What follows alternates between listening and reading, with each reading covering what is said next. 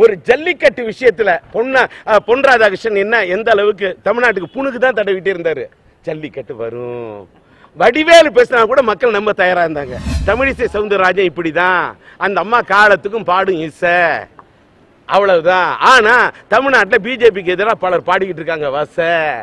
ஆனாலும் அதெல்லாம் பார்த்துட்டு பொன் ராதாகிருஷ்ணன் போட்டுக்கிட்டே இருப்பார் ஆசை. ஏன் இதே இந்தியாவில் வேற மாநிலத்தில் விவசாயிகள் போறான்னா பிரதமர் பார்க்காம இருப்பாரா?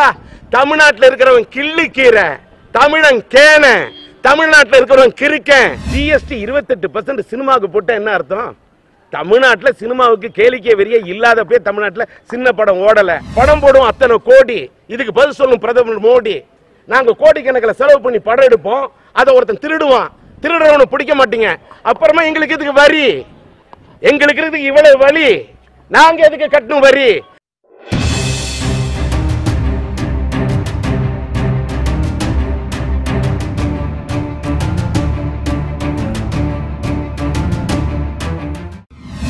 மத்திய அரசோட சாதனையை பத்தி கேள்வி பண்ணிட்டாங்கன்னு நான் கேட்டேனே.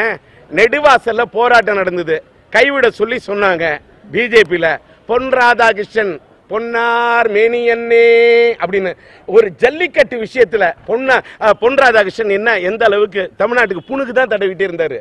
ஜல்லிக்கட்டு வரும், வடிவேலு பேசினா கூட மக்கள் நம்ப தயாரா இருந்தாங்க. பொன் ராதாகிருஷ்ணன் பேசினா தயாரா இல்லை.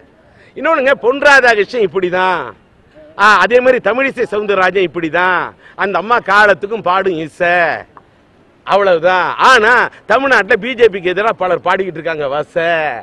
ஆனாலும் அதெல்லாம் பார்த்துட்டு பொன் ராதாகிருஷ்ணன் போட்டுக்கிட்டே இருப்பார் ஆசை அப்படின்னு தான் இருந்தது.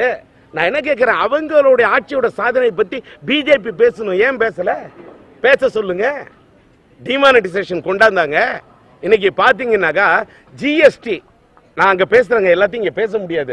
இந்த ஆட்சியில ஒன்னும் இல்ல, ஜிஎஸ்டி 28% சினிமாவுக்கு போட்ட என்ன அர்த்தம்? தமிழ்நாட்டில் சினிமாவுக்கு கேளிக்கை வெறிய இல்லாத போய் தமிழ்நாட்டில் சின்ன படம் ஓடல.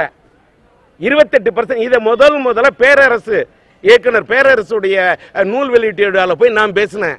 அதுக்கப்புறம் தான் சூப்பர் ஆக்டர் கமலஹாசன் கூட வாயை திறக்கிறாரு. மற்றவங்களாம் ஏன் திறக்கல? டாக்ஸே இல்லாத போய் சின்ன படம் ஓடல.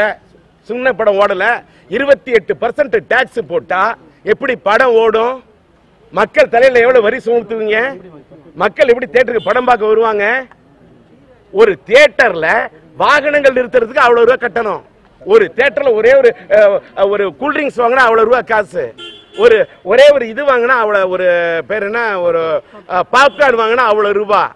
அப்புறமா எம்ஆர்பி ரேட்டுன்னு ஒன்று எதுக்கு வச்சிருக்கீங்க? Maximum retail price. இதெல்லாம் யாரு கேள்வி கேட்பா? இது வரைக்கும் இந்த ஜிஎஸ்டி 28% தாங்கம்மா. இந்தி படத்துக்கு போடுங்க. இந்தி படமும் தமிழ் படமும் ஒண்ணா? இந்தியாவில் சினிமா அங்கீகரிக்கப்பட்ட தொழில். இந்தி படத்துக்கு கொடுப்பீங்க, வங்கியில் அத்தனை கோடிக்கு கடன்.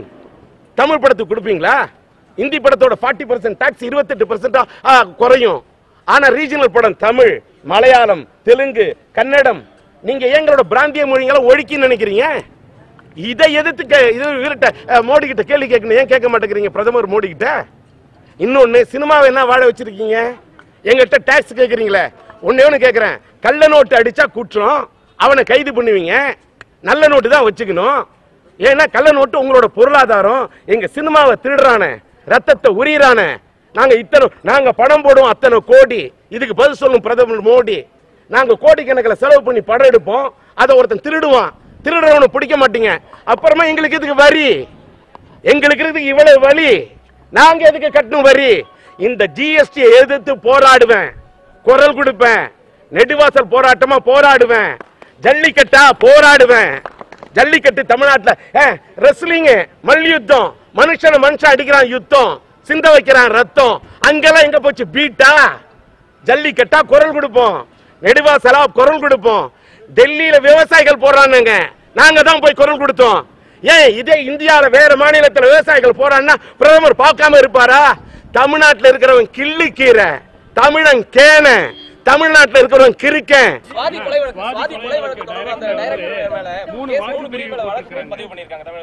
சினிமா துறை பெரிய பெரிய ஜாம்பவன்லாம் இருக்காங்களே, அவங்களே ஏன் வாய் திறக்க மாட்டேங்கிறாங்க? எதுக்கெல்லாம் எல்லாமே கேள்வி கேட்டுக்கிட்டு இருக்கீங்க?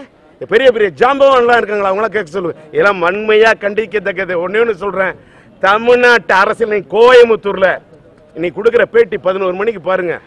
உலகமெங்கும் பரவி இருக்கும் தமிழ் நெஞ்சங்களே, உங்கள் பகுதிகளில் நடக்கும் நிகழ்வுகள், போராட்டங்கள், பிரச்சனைகள், அதிகாரிகளின் அலட்சியத்தால் புறக்கணிக்கப்பட்டுள்ள திட்டங்கள், லஞ்ச புகார்கள் மற்றும் சமூக அவலங்களை இந்த உலகிற்கு வெளிச்சம் போட்டு காட்ட விரும்புகிறீர்களா? உங்கள் செல்போன் மூலமோ அல்லது தங்களிடம் இருக்கும் கேமரா மூலமாகவோ பிரச்சனைகளை வீடியோவாக பதிவு செய்து எங்களுக்கு அனுப்புங்கள். உங்கள் பகுதி பிரச்சனைகளை உலகுக்கு வெளிச்சப்படுத்தி அப்பிரச்சனைகள் நீங்க வழி செய்வதுடன் உங்களுக்குரிய சன்மானத்தையும் வழங்குகிறோம்.